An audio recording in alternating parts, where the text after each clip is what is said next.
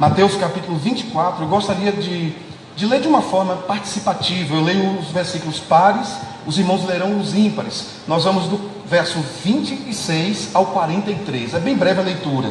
Eu começo, os irmãos me ajudam, tá bom? Vamos juntos? 26 em diante de Mateus capítulo 24.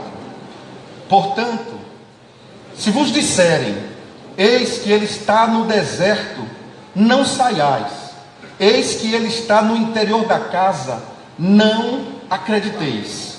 Porque assim como o relâmpago sai do oriente e se mostra até o ocidente, assim será também a vinda do Filho do Homem. Porque onde quer que estiver o cadáver, ali se ajuntarão, na minha versão diz, as águias.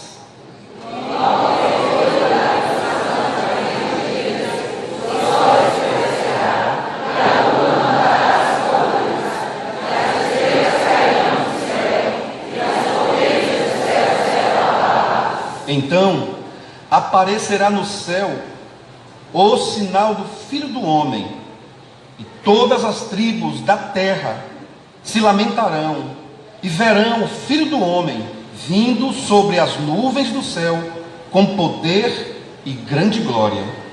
E ele enviará os seus anjos com grande fogo e os faz levantar os seus ouvidos, e não despertará das trevas. Aprendei, pois, esta parábola da figueira.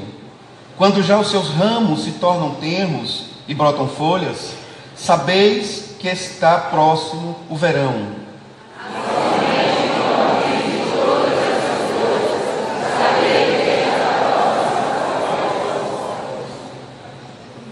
Em verdade vos digo que não passará esta geração sem que todas estas coisas aconteçam.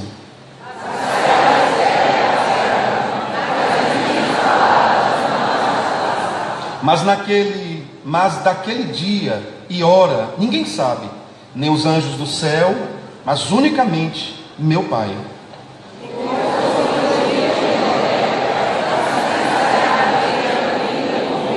Portanto, assim como nos dias anteriores ao dilúvio, comiam, bebiam, casavam, davam-se em casamento, até o dia em que Noé entrou na arca.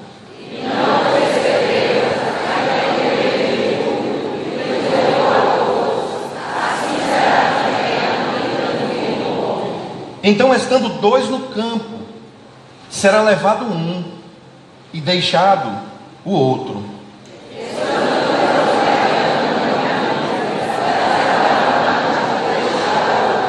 Vigiai, pois, porque não sabeis a que hora há de vir o vosso Senhor.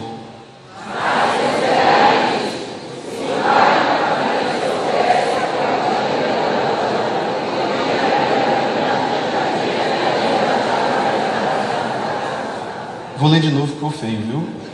O 43 diz assim: mas considerai isto: se o pai de família soubesse a que vigília, a que momento da noite havia de vir o ladrão, vigiaria e não deixaria minar a sua casa. Oh Deus, para sermos um adorador de excelência, Senhor, antes mesmo de pensarmos na excelência, nós precisamos pensar, Senhor, em sermos encontrados por Deus.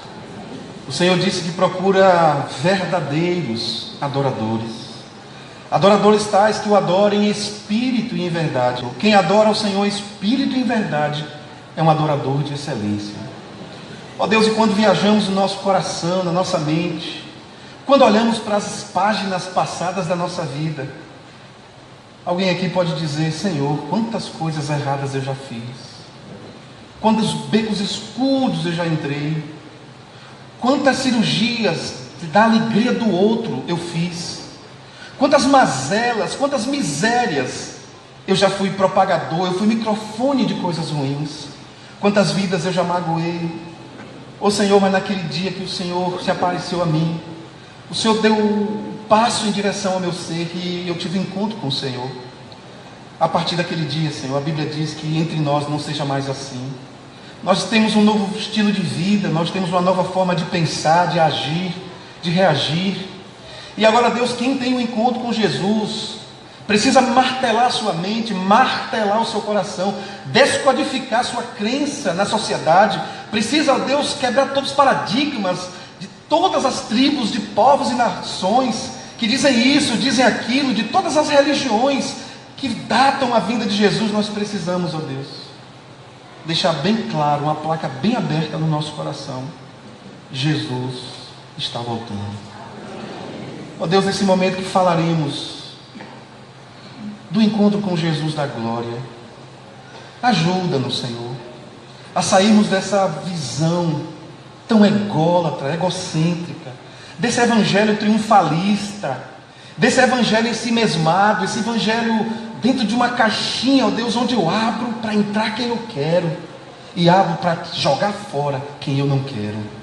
Ó Senhor, que o meu interior seja trabalhado pelo Espírito Santo, esculpido de tal forma que o Espírito Santo em mim seja um reflexo para essa sociedade, no nome de Jesus, amém. Sentados, meus irmãos.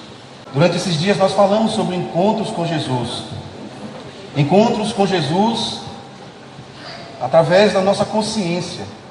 Encontro com Jesus através da percepção de que Ele é o Senhor da igreja.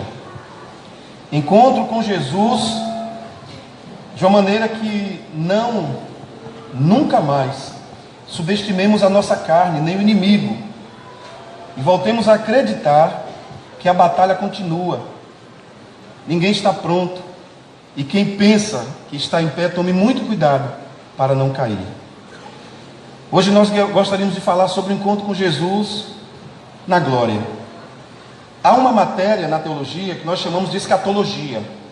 Escatologia é a doutrina das últimas coisas. Então vamos pensar da seguinte maneira: quais são as últimas páginas da minha vida?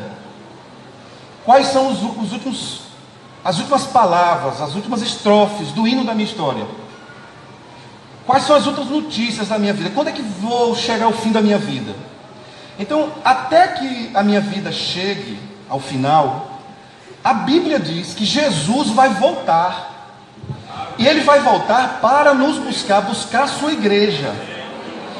Ali estará o meu dia escatológico. Ali está o início das últimas coisas da nossa vida. Eu vou para o juízo. E lá no juízo, eu vou passar a minha eternidade na glória com Jesus ou no inferno com Satanás. Jesus pode voltar num abrir ou fechar de olhos para buscar a sua igreja. Jesus pode voltar após esse culto, de forma escatológica. Jesus pode voltar semana que vem. Jesus pode voltar o mês que vem. Jesus pode voltar daqui a 30 anos. Mas se um de nós aqui sairmos daqui, tocarmos a nossa semana, e ao final da semana sentimos alguma coisa, e ali a nossa vida findar, escatologicamente Jesus voltou para mim, o meu juízo começa naquele momento. Jesus pode voltar agora, irmãos. E eu gostaria que você pensasse nesta noite no encontro com Jesus, o Jesus da glória, onde você vai passar a eternidade. Queridos irmãos, ontem nós ouvimos aqui o irmão Nani falando de um grupo de discípulos que enfrentaram uma tempestade. E diga-se de passagem, essa tempestade foi enfrentada tão somente porque Jesus os chamou. Jesus os chamou e os colocou na linha de frente, na rota de colisão com a tempestade. Jesus, de maneira especial, Ele chamou os discípulos e disse: vamos passar para o outro lado. Como sabemos da experiência de Jesus, a experiência local, como sabemos também da sua deidade, naturalmente, Jesus tinha capacidade presciente de saber, de discernir se teria ou não tempestade naquele momento. Mas, conhecedor de tudo, mesmo assim, Ele convidou os discípulos para passar para o outro lado. E no meio do caminho, aqueles discípulos encontram e enfrentam uma tempestade. Essa tempestade é algo tão terrível na vida dos discípulos, que a Bíblia diz que o barco estava à deriva e a água tomando conta de tudo. A cena que vem à minha mente é dos discípulos com um balde, retirando água e muita água com um balde. E um deles, tomado por um sentimento até de inadequação, de não estou suportando mais isto, não estou entendendo isto. Nós estamos aqui com esse sofrimento todo, e Jesus está lá na polpa dormindo. E ele vai, meus irmãos, com toda a veemência e diz: Jesus, não te importas que pereçamos? E Jesus olha para eles com a calma peculiar e diz: ó homem de pequena fé. A minha tese é que naquele texto Jesus não estava dormindo.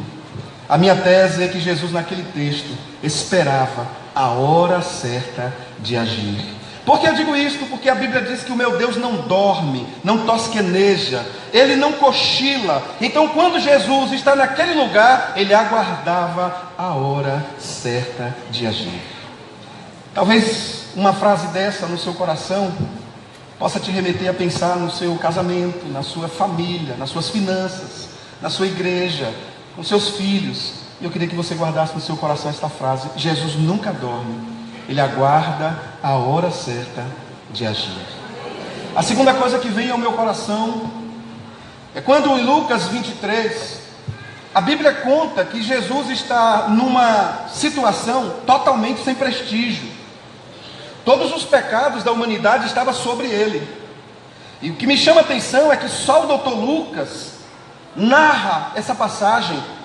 Só o Dr. Lucas narra o diálogo entre Jesus e aqueles dois bandidos, aqueles homens marginalizados, aqueles homens que não serviam sequer para uma morte decente. E Jesus morria naquele lugar com aqueles homens. E um deles olha para Jesus e, tirando proveito da situação, ele diz: se o Senhor realmente é o Rei dos Judeus, se o Senhor realmente é o Salvador, salva-te a ti mesmo. Depois, salva-nos. Ele coloca Jesus numa situação extremamente desafiadora, porque a ideia dele não é que Jesus pensasse num primeiro momento nele, ele pensasse primeiro no próprio Jesus, na sua própria pele. Então salva-te, depois olha para mim.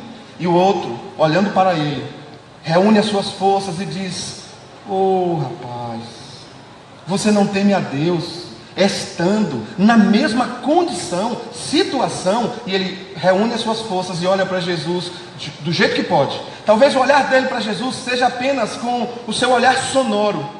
Talvez o seu olhar, a sua pupila não tenha alcançado Jesus, tamanha a sua posição geográfica da cruz. Mas ele chega ao coração de Jesus com o olhar da fala, do gemido, da sinceridade. E sempre que nós somos sinceros, independente do que cometemos, independente do pecado, o pior pecado, o mais hediondo pecado, quando nós abrimos a boca e dizemos: Senhor, eu pequei, do trono de Deus sai um grito dizendo: perdoado estás. E ele olha para Jesus dessa forma e diz: Senhor, lembra-te de mim quando entrares no teu reino. Sabe, irmãos, eu gosto muito de teologia, eu estudo um pouquinho, mas quando uma pessoa vem conversar comigo sobre as correntes teológicas: ô Hermes, você acha que primeiro nós vamos morrer, esperar um tempo, 1000 anos? Eu digo: ô meu irmão, você é muito santo. Eu sou muito parecido com o ladrão da cruz. E como sou muito parecido com o ladrão da cruz, a mensagem de Jesus para o ladrão da cruz é esta que eu guardo no meu coração: eu quero estar na glória com o meu Senhor, independente de qualquer coisa. Sabe, irmãos, eu aprendo quando Jesus fala para aquele homem que tinha cometido os piores pecados que você pode imaginar. Jesus olha para aquele homem e eu aprendo uma outra coisa. Jesus não dorme, ele espera a hora certa de agir. Mas eu aprendo também que Jesus nunca chega atrasado. Podemos repetir isso? Jesus nunca chega atrasado. Talvez você diga assim: Jesus, pastor, o senhor está certo mesmo. Nós é que temos que tomar vergonha, nós é que temos que olhar para o relógio, nós é que temos que chegar na hora certa. Meu irmão, eu não estou dizendo que Jesus chega na hora certa porque ele é dono do Cronos ou do Kairos. Eu não estou dizendo que Jesus chega na hora certa porque ele é britânico. Eu estou dizendo que Jesus chega na hora certa porque a palavra de Deus diz que ele nunca sai. Ele é um Deus onipresente, ele está conosco o tempo todo. Então ele nunca chega atrasado. Louvado seja o nome do Senhor. Agora, irmãos, ele está nos seus últimos momentos. E ele sobe nesse monte. Esse texto é conhecido como o Sermão do Monte das Oliveiras. Jesus está dando o que ele tem de forma final, vamos dizer assim. É o seu último discurso.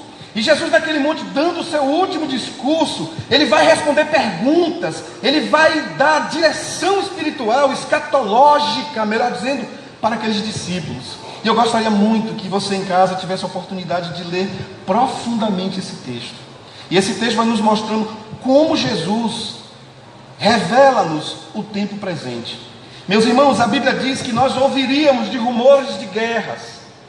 As guerras são mais fáceis de serem identificadas porque você vê vítimas. Rumores de guerras, as vítimas, elas são silenciosas. Pelo menos no mundo hoje nós temos 180, 190 rumores de guerras. Rumores de guerras é mais ou menos assim: eu com a minha arma, eu com o meu país, eu com o meu poder, apontando aqui para o meu jovem pastor Zézia, dizendo, olhando para Deus e dizendo. Rumor de guerra é alguém que constantemente ameaça e cria um pânico naquele país, e as pessoas vão morrendo aos poucos, as pessoas vão saindo, as pessoas vão sofrendo, pessoas tiram sua própria vida. Então Jesus vai nos alertando que nações viriam contra nações. Ele começa a dar sinais e mais sinais. E aí quando chega no versículo 11 do capítulo 24, ele diz: mas surgirão muitos falsos profetas e enganarão a muitos. O que me chama a atenção, irmãos, é que ele não diz se enganarão alguns, ele diz enganarão muitos. E ele é mais profundo quando ele diz: e por se multiplicar a iniquidade, o amor de muitos se esfriará. Vivemos a época, irmão, dos ensimesmados. Vivemos uma época, irmãos, dos que sonham para o seu próprio teto, para a sua própria casa. Irmãos, a igreja evangélica brasileira continua vivendo de moda, vivendo da moda. Ora é louvor extravagante, ora é o louvor triunfalista, a teologia da libertação, é a teologia liberalista. E agora, irmão, nós estamos vivendo uma nova época. É a época do que o que Deus quer mesmo é que eu seja feliz, porque Deus quer a minha felicidade. E grave o que eu vou te dizer. Pesquisa feita recentemente por um instituto nos Estados Unidos. Eles divulgaram uma nota dizendo que os dois nomes menos usados na igreja a partir dos anos 2000 é arrependimento e Jesus. O dono da igreja, o Senhor da igreja, quase não é citado em nossos cultos. Nós falamos de autoajuda, nós falamos de ajuda do alto, nós falamos de bênçãos. Não sei onde vamos colocar tantas bênçãos. E enquanto isso, a igreja de Laodiceia canta, e Jesus bate a porta dizendo: eu quero entrar, eu quero entrar, eu quero entrar. Na década de 60 e de 70, todas aqueles CDs não, aqueles discos, LPs, é porque não foi da minha época. Aqueles LPs, a maioria deles vinham com uma corneta, uma trombeta. A maioria deles dava uma mensagem: ele está voltando, Jesus está voltando, ele virá, guarde que ele virá. Mas meus irmãos, nós não pensamos mais na parousia, nós não pensamos mais na volta de Jesus, nós não falamos mais da volta de Jesus. E se Jesus voltar, ele pode pegar uma igreja sem fé, sem convicção e sem saber que ele é Jesus. Por quê? Porque falamos de tudo menos de Jesus. Nós queremos a doutrina dos apóstolos, mas não sabemos que os apóstolos pregam a doutrina de Jesus. Por exemplo, irmão, como nós vamos falar de línguas, quando falamos de línguas na igreja, muitas pessoas querem estudar e falar na igreja. Um grupo diz: todo mundo tem que falar em línguas, o outro diz: ninguém tem que falar em línguas, e alguns dizem: alguns têm que falar em línguas. E aí as pessoas vão estudar Paulo, vão estudar Pedro, vão estudar movimento espiritual, e ninguém para estudar Jesus. O que é que Jesus falou disso? Quando vamos falar das doutrinas da igreja, é muito bom ouvir os apóstolos, o apóstolo Paulo, o apóstolo Pedro. É bom ver o irmão, quase meio irmão de Jesus, Tiago. Mas eu quero lhe dar um conselho: qualquer assunto que você quiser saber em primeira mão, pergunte a Jesus. E se Jesus falou, vá perguntar aos apóstolos, porque os apóstolos falaram segundo Jesus. Irmão, deixa eu te dar um conselho. Faça um voto com Deus de ler o Novo Testamento, mas comece lendo Marcos, Lucas, João e Mateus. Depois você leia de novo esses 4. Você vai perceber como a sua leitura do Antigo Testamento vai ficar mais fácil. Você vai perceber como o Apocalipse vai ficar fácil. Irmãos, os crentes deveriam abrir os olhos. Um dos livros mais fáceis, mais gostosos de ler no Novo Testamento é o Apocalipse. O Apocalipse é o livro da esperança. O Apocalipse é o livro que Jesus levanta balançando a chave, dizendo: eu tenho a chave da morte e da vida. E os crentes não querem ler o Apocalipse porque não com medo da morte. Mas Jesus disse: eu tenho a chave da morte e da vida. Louvado seja o nome do Senhor. E Ele vai instruindo os seus discípulos. E Ele disse: este evangelho do reino, verso 14, será pregado em todo o mundo, em testemunho a todas as nações. Então virá o fim. Acompanhe comigo um raciocínio. Eu nasci no evangélico. Minha avó converteu-se na primeira igreja batista em Itabuna. Minha mãe logo cedo foi para a primeira igreja batista. Então eu nasci no evangélico. Muito cedo eu fui criado aos pés de professora Leonor e pastor Francisco na igreja batista Califórnia. Depois a minha vida espiritual tomou outro rumo, porque eu não queria saber de Jesus. E logo cedo, ainda no final da minha juventude, eu fiz um encontro de casados com Cristo nesta igreja e tive uma experiência com Jesus. Mas eu vou lhe dizer uma coisa, irmãos. Mãe ia me dizer: meu filho, Jesus vai voltar quando essa palavra foi pregada em todo mundo. Sabe o que eu dizia? Nunca. Eu dizia: nunca vai voltar. Porque aqui para nós, irmão. Aí um dia desse eu estava em casa. Uma moça no Haiti, me mandou uma mensagem. Eu conversei meia hora com aquela moça. E ela me disse: pastor, nós estamos com uma pequena congregação aqui. E eu fui a primeira a entregar a vida a Jesus por causa da gota de sabedoria. E aí eu comecei a entender, irmãos. Antes Jesus ia através de você com seus pés. Agora Jesus pode ir através de uma mensagem sua no WhatsApp. E a Bíblia está dizendo aqui, meus irmãos, que o avançar, que o evangelho pregado em todo mundo seria um dos sinais da volta de Jesus. A tecnologia veio rompendo fronteiras, e mais do que nunca eu digo aqui no meu coração e para vocês: eu creio, Jesus está voltando. Meus irmãos, eu nunca vi na história da igreja, eu nunca vi aqui em Teosópolis, graças a Deus é diferente, mas eu tenho ido em igrejas onde você não consegue diferenciar uma moça da igreja de uma moça do mundo. Pelas roupas você não consegue. E eu não estou dizendo com isso que a roupa é fundamental, porque a Bíblia diz: rasgai os vossos corações e não as vossas vestes. Mas, meus irmãos, se o meu corpo é templo do Espírito Santo, eu não posso me vestir como a Globo, o SBT ou o Record manda. Eu não posso me vestir como fulano veste. Eu não posso me vestir do jeito que Ivete Sangalo veste. Eu sou uma nação santa, eu sou um povo adquirido, você é uma mulher de Deus.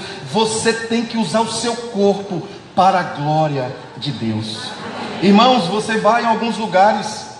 Antigamente, quando se falava em divórcio na igreja, falava-se de divórcio na igreja, era motivo de fofoca, porque todo mundo ficava: você não sabe o que está acontecendo. Hoje em dia, irmãos, as pesquisas já estão apontando: a igreja já está se separando praticamente no mesmo nível do mundo. E o pior, a igreja já trata casamento como uma coisa secundária, e os homossexuais estão brigando em muitos lugares ainda para ter o direito de casar. Jesus está voltando. Meus irmãos, nós estamos enfrentando um tempo. Eu sou de um tempo que o pastor era um homem de Deus, porque ele era um homem de oração, um homem de palavra. Ele era um homem extremamente cheio do Espírito Santo. Ele era um homem que marcava a sua geração, porque era um homem de integridade cristã. Eu chego em alguns lugares e uma pessoa diz: pastor, o senhor é um homem de Deus. E eu fico todo inchado. Por que eu sou um homem de Deus? O senhor é muito educado. eu sou um homem de Deus, porque eu sou educado, nós perdemos parâmetros, irmãos, de saber quem é de Deus e quem não é de Deus. Eu gosto muito, irmãos, quando 1 de João 4 diz: muito cuidado para que os falsos profetas não vos enganem. Eu gosto muito quando 1 Coríntios 11:3 diz: eu temo que assim como a serpente enganou a Eva com a sua astúcia, de sorte que vocês também sejam enganados, saindo da simplicidade que há em Deus. Irmãos, nós precisamos voltar a viver o evangelho da simplicidade de Cristo. E ele está dizendo que a tecnologia, na minha visão aqui, ele está dizendo, vai levar o evangelho pelos 4 cantos do mundo.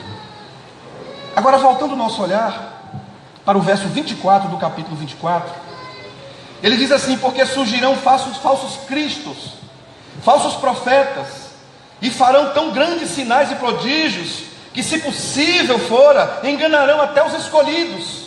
Meus irmãos, você liga a TV, com todo respeito aos homens de Deus que tem no país, mas você liga a TV, você só consegue enxergar pastores abrindo seu coração e dando recado. Gente que só consegue usar o canal de TV para pedir dinheiro. Você não consegue ouvir mais um evangelho genuíno na TV. É gente destilando ira, gente destilando todo tipo de sentimento, menos o sentimento de que Jesus está voltando. E a Bíblia diz que o inimigo, a técnica dele, a tática dele seria tão interessante, que se possível ele enganaria até os escolhidos. Você sabe, muitos serão chamados, muitos, mas poucos serão escolhidos. E a Bíblia está dizendo que esses muitos já serão enganados. Mas a Bíblia diz que esses que foram selecionados na multidão, os escolhidos, até eles, se vacilar, seriam enganados. Por quê?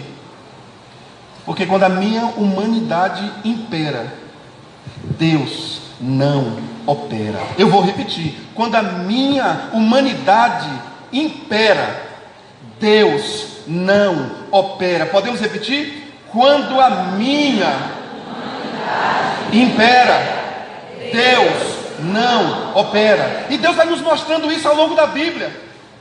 O Senhor vai nos mostrando isso. E o que me chama a atenção é que agora ele diz: portanto, se vos disserem, eis que ele está no deserto, não saiais. Tome cuidado com esse apontamento de onde Deus está. E com isso nós temos pessoas transeuntes, guiando de um lado para o outro, de uma igreja para outra, de uma denominação para outra, pecados e mais pecados na mente. As pessoas criam tantas coisas na mente, e o evangelho, irmão, está de um jeito que a gente não sabe mais. Eu tive a oportunidade de fazer uma palestra na Canção Nova, em São Paulo, e foi um trabalho que me abençoou muito.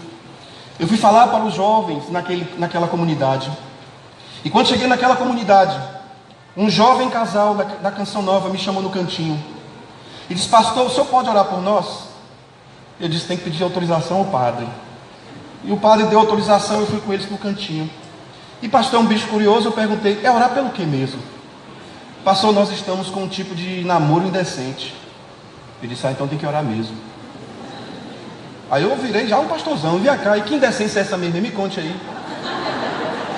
Aí o menino falou: pastor, quando eu beijei ela eu fiquei excitado. E eu fiz um voto com Deus de não ter mais beijo de língua com ela para não ficar excitado. Irmãos, tem jovens cristãos fazendo sexo até pelo WhatsApp. Tem jovem na igreja que começa um namoro, não tem coragem de conversar com o pastor, não tem coragem de pedir uma orientação.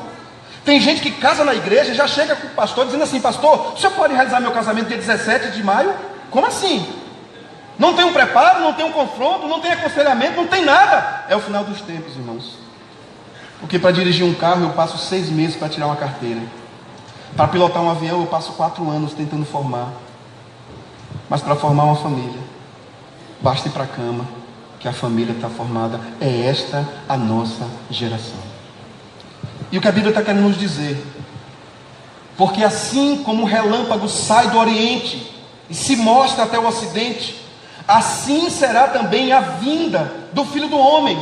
Observe, irmãos, nós falamos aqui de Mateus 28, Jesus, os anjos disseram: olha, calma, aquietai-vos, porque Jesus marca com vocês um encontro na Galileia. Verso 10 de Mateus 28, Jesus diz: diga aos irmãos, diga às irmãs, aquietai-vos, vão para a Galileia. Jesus marca um encontro com eles. Se você for para Atos dos Apóstolos, capítulo 1, capítulo 2, você vai perceber aquela ebulição do Espírito Santo, a igreja primitiva sendo institucionalizada. Você vai perceber o Espírito Santo dizendo: olha, ficai-vos aqui. Jesus dizendo: ficai-vos aqui, até que do alto vocês sejam revestidos. Vocês já são vestidos do Espírito Santo. A igreja já é vestida do Espírito Santo. Mas a igreja precisa mais do que o vestimento. A igreja precisa de revestimento. Porque se você tirar uma, vai ter a outra. Dá tempo de se arrepender.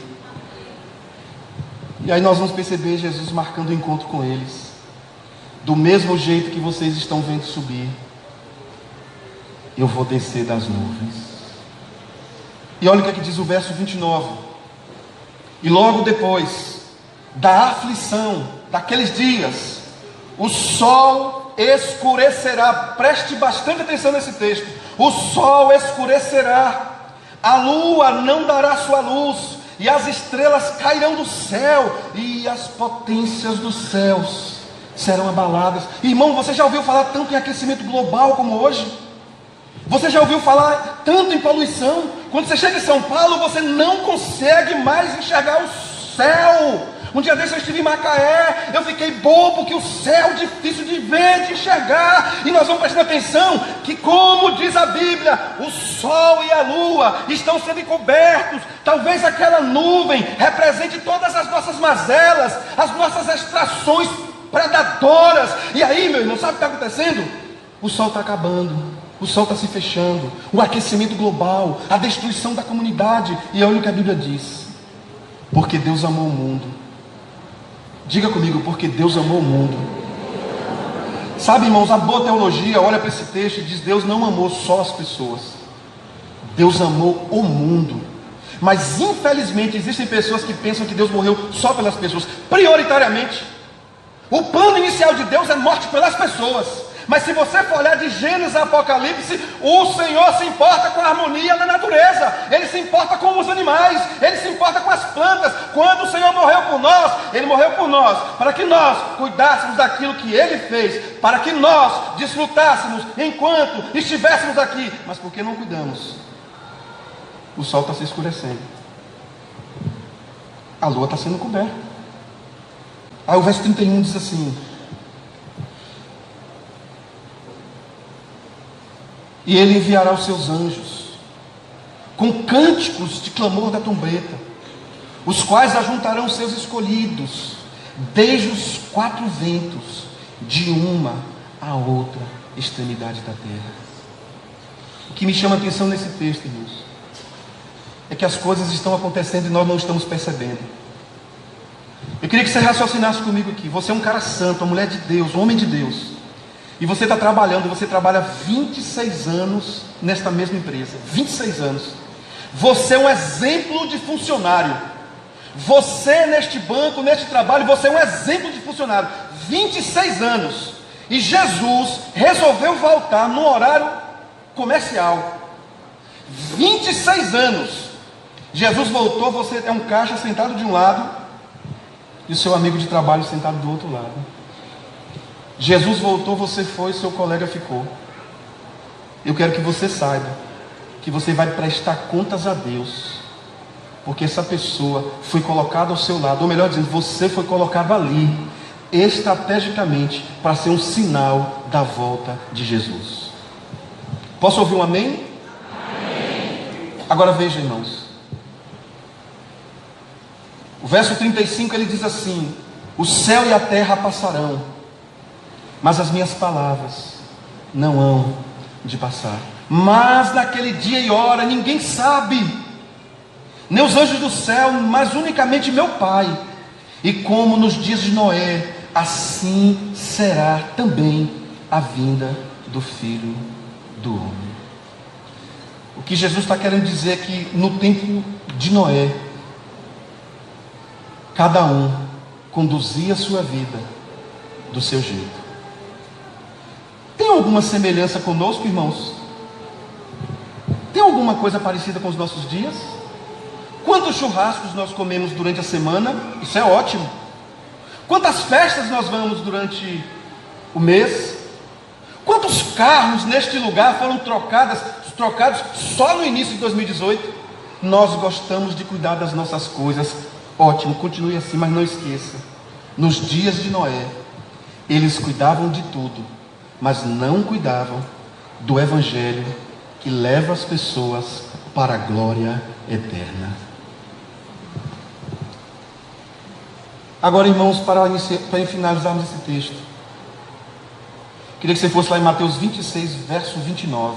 É só passar a folha um pouquinho. Mateus 26, 29.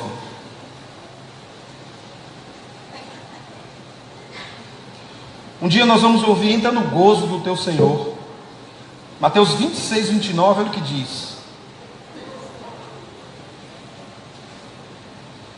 e digo-vos que, desde agora, não beberei deste fruto da vide, até aquele dia em que o beba novo convosco no reino de meu Pai. Ele está querendo nos dizer, irmãos, que vai ter o dia da grande festa, o dia da grande celebração. E se você deixar esta terra sem Jesus, eu lhe digo do fundo do meu coração, é uma das piores decisões que você tomou na sua vida. Olha, erre no seu curso, pode errar no seu curso. Talvez a sua vocação é para medicina, talvez a sua vocação para direito, para um magistrado, eu não sei qual era a sua vocação, mas você pode errar na sua vocação, não tem problema. Você vai ser uma pessoa frustrada, talvez você vai ser um péssimo profissional, mas este erro é corrigível. Faz um outro curso, se educa, faz terapia, tranquilo. Meu irmão, erre no carro, pode errar no carro. Compra um carro automático de uma montadora que não tem muita habilidade ainda e está dando muito problema. Erre. Mas pastor, como é que eu vou errar? Tem um pouco de dinheiro. Erre. 2, 3 anos você troca. Irmão, erre no nome do seu filho. Pode errar. Chame ele no nome que você quiser. Quando ele crescer, meu Deus do céu, o menino vai sofrer demais. Mas, irmão, uma visita ao cartório, ele resolve. Irmão, erre no implante do seu cabelo. Pode errar. Você vai chegar na igreja, todo mundo diz assim: poxa, você está bonito. Mas se você fizer um implante ruim, todo mundo vai dizer: ficou feio. Irmã, pode errar na cor do seu cabelo, não tem problema não, erre. Você vai entrar na igreja com o seu salto alto, todo mundo diz: misericórdia. Pode errar, não tem problema. Erre. Agora eu vou lhe fazer um pedido: não erre brincando com Deus. Vou repetir: não erre brincando com Deus. Não erre deixando esta terra sem Jesus. Porque sem Jesus, infelizmente eu preciso te dizer, sem Jesus, nós teremos uma morte eterna. Dá um pulinho comigo em Apocalipse, capítulo 5. Vou concluir já, meus irmãos.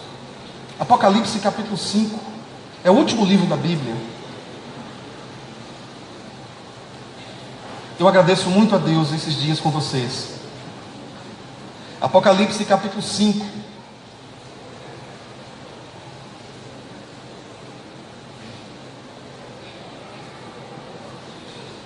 Eu vou ler o versículo 1 a 4 e vou dar um salto para o 9 por conta do nosso tempo. Diz assim a palavra de Deus: e vi na destra do que estava sentado sobre o trono um livro, escrito por dentro e por fora, selado com 7 selos.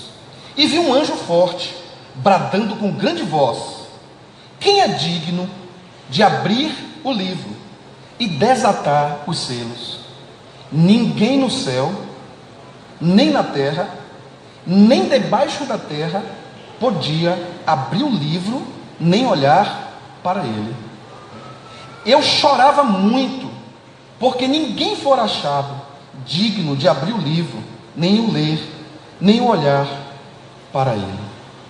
5 diz: e disse-me um dos anciãos: não chores, eis que o leão da tribo de Judá, raiz de Davi, que venceu para abrir o livro e desatar os 7 selos. E o 9 vai dizer: e cantava um novo cântico, dizendo: digno és de tomar o livro e de abrir os seus selos, porque foste morto, louvado seja o nome do Senhor, e com teu sangue nos compraste para Deus de toda tribo, língua, povo, nação. Rapidamente vá à Bíblia um pouquinho. Apocalipse capítulo 7. Apocalipse 7, vou ler o versículo 9. Assim diz a palavra do Senhor: depois destas coisas, olhei, e eis que uma grande multidão, a qual ninguém podia contar, de todas as nações, de todas as tribos, de todos os povos, de todas as línguas, que estavam diante do trono e perante o Cordeiro, trajando vestes brancas e com palmas nas suas mãos, e clamavam com grande voz, dizendo: salvação ao nosso Deus, que está sentado no trono e ao Cordeiro. Olha, irmãos, quando eu leio esse texto, que eu vejo de todas as nações, de todas as tribos, eu começo a viajar. Eu vejo nesse texto aqui, nessa multidão, eu vejo, sabe quem, irmãos? Eu vejo nessa multidão um rapaz, é uma linguagem figurada. Eu vejo um rapaz que me parece um rapaz que ouviu de Jesus: ainda hoje estarás comigo no paraíso. Eu vejo nessa multidão uma mulher perdoada por Jesus. Eu vejo nessa multidão homens e mulheres que foram impactantes nas mãos de Jesus, com erros, com pecados, sim, mas foram usados como canal da graça de Deus. Eu vejo nessa multidão, eu e você, se de fato crermos que Jesus morreu, ao terceiro dia ressuscitou, e nós vamos estar na eternidade com Ele. Louvado seja o nome do Senhor. Você pode baixar sua cabeça, vamos orar. Eu acho que eu já tomei muito tempo. Vamos orar agradecendo a Deus. Esse é um momento de muita importância para mim, porque este é um momento que eu quero te dizer do fundo do meu ser: erre em todas as coisas. Erre em tudo, não se preocupe não, tudo é corrigível. Mas cuidado, não caia na besteira de sair dessa terra sem Jesus. Jesus para alguns é um mito. Jesus, até sem alguém falar alguma coisa, Jesus já é notado. Porque se temos a divisão de um tempo, e nós estamos nos anos 2018, alguém tem que explicar 2018, qual foi o início? Foi depois de Jesus Cristo. Um sujeito pode se considerar um ateu, e todo ateu crer no que ele crê. Mas se o ateu tiver uma caneta na mão e um documento para datar, ele vai declarar na sua assinatura, postada através de uma data: eu posso até não acreditar, mas eu só assino esse cheque porque ele veio aqui e ao terceiro dia de morte ele ressuscitou. Meu irmão, minha irmã, o Brasil tem crescido muito o número de evangélicos, e com isso, infelizmente, os escândalos, os mau caráteres, pessoas sem escrúpulos, pessoas aproveitadoras, pessoas que lesam a fé das pessoas, gente que infelizmente em nome de Deus se tornou tirano, coronel do século, gente que não consegue pastorear, gente que infelizmente tem envergonhado o Evangelho. Por causa do crescimento do Evangelho, cantores famosos, eles se estão comportando praticamente como cantores da vida secular. Por causa desse crescimento numérico, lamentavelmente, muitas pessoas têm vergonha de dizer que são evangélicos. Mas eu gostaria muito que você, do fundo do seu coração, você saísse daqui dessa noite: eu não vou ser um novo cristão com medo do inferno. Eu não quero ser um novo cristão porque o diabo... Não. Seja um bom cristão, porque as pessoas, quando entram numa agremiação, num clube, geralmente eles fazem de acordo com aquele clube. Se você quiser entrar no motoclube, não vá com a bici que você não entra. Você precisa seguir as regras. Se você vai a um futebol society, não vá com chuteiras de birro, porque ali você não entra. É comum nos grupos, nas comunidades, nos adequarmos ao que aquilo ali é pregado. O Evangelho, quando você chega numa comunidade de fé genuinamente evangélica, tem uma carta magna, e a Bíblia é a carta magna. E lá nessa carta magna, na segunda carta aos Coríntios, capítulo 5, verso 17, diz: se alguém, pois, está em Cristo, nova criatura é, as coisas velhas já passaram, eis que tudo se fez novo. Nesta carta magna, lá no Salmo 51, no versículo 10, um homem falhou muito, um homem chamado Davi, ele errou muito, E ele errou tanto que ele continuou cantando, pregando, legislando, fazendo tudo em nome de Deus. Ele não tinha nenhum tipo de arrependimento, ele tinha remorso. O arrependimento muda de dentro para fora. O remorso corrige de fora, mas deixa a mazela lá dentro. E esse homem, cheio de remorso, ele continuava fazendo tudo. Deus mandou um profeta à casa dele, o profeta Natã. E quando o profeta Natã o visitou, Davi fez uma das orações mais lindas que um servo e uma serva de Deus deveria fazer toda semana. Cria em mim, ó Deus, um coração puro. Renova em mim um espírito reto, um espírito inabalável. Apocalipse 12:12 diz: Satanás ruge, trabalha, investe, porque ele sabe que lhe falta pouco tempo. O encontro com Jesus da glória. Se você entendeu esta palavra, não por medo do inferno, não por consequências religiosas, eu gostaria que você refletisse comigo. Que tal entregar sua vida a Jesus?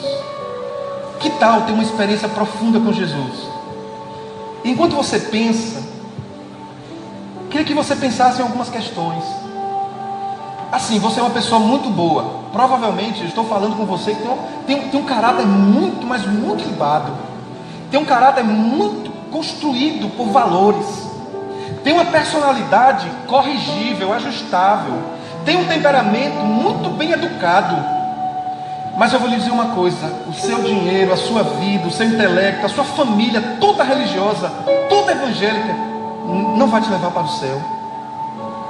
Só Jesus, na sua consciência, morto e ao terceiro dia ressuscitando, você crendo nisso e confessando Jesus como Senhor e Salvador da sua vida, só esse fator pode te dar a vida eterna. Se você quer decidir por Jesus, repita comigo essa oração só na sua mente: Senhor Jesus, eu quero passar a minha eternidade com o Senhor. Senhor Jesus, quero passar a minha eternidade com o Senhor.